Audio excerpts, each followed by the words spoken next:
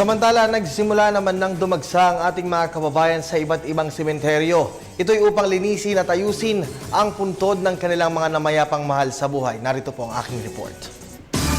Nagsimula nang magtungo sa mga sementeryo ang ilan nating mga kababayan para maglinis at magpintura ng mga nicho ng kani-kanilang mga namayapang kamag-anak. Isa ang Manila North sa pinakamalaking sementeryo sa bansa. Tinatayang aabot sa 2 milyong tao ang magtutungo rito sa araw ng mga patay. Ayon sa tagapangasiwa ng Manila North Cemetery na si Dante Tan, nakapwesto na ang lahat ng mga kailangan sa darating na undas. Katuwang ang lokal na pamahalaan ng Maynila na ihanda na ang planong pangseguridad, traffic rerouting at iba pang mga panuntunan na dapat ipatupad sa nasabing araw. Ang araw po ng undas ay okasyon po para sa mga namayapang minamahal natin sa buhay. Igalang po natin itong okasyon na ito nang sa ganun maging mapayapa po ang ating dating na undas. Simula naman hating gabi ng October 31, araw ng Biyernes, isasara na sa mga motorista ang A. Bonifacio Avenue at muling bubuksan sa Nobyembre 3 araw na ng Lunes. Nagtalaga naman ng mga alternative routes ang Manila Traffic at MMDA sa mga maapektuhang motorista. Kasabay nito 500 pulis ang nakadeploy sa sementeryo, bukod pa sa mga volunteers mula sa iba't ibang sektor. Bukas naman 24/7 ang mga CCTV cameras sa loob at labas ng sementeryo upang ma-monitor ang mga papasok at mga mananamantala sa mismong araw ng undas.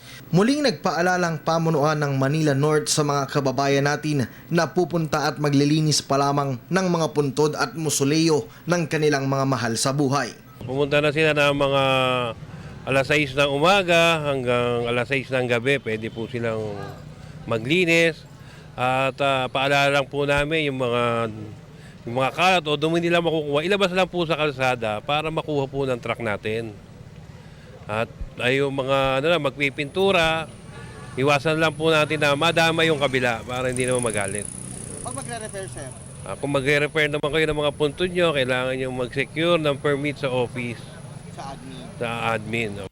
Sa unang pagkakataon rin, hindi nagagamit ng mga portalet ang Manila North dahil nagpatayo na ang lokal na pamahalaan ng Maynila ng 8 palikuran sa loob ng sementeryo.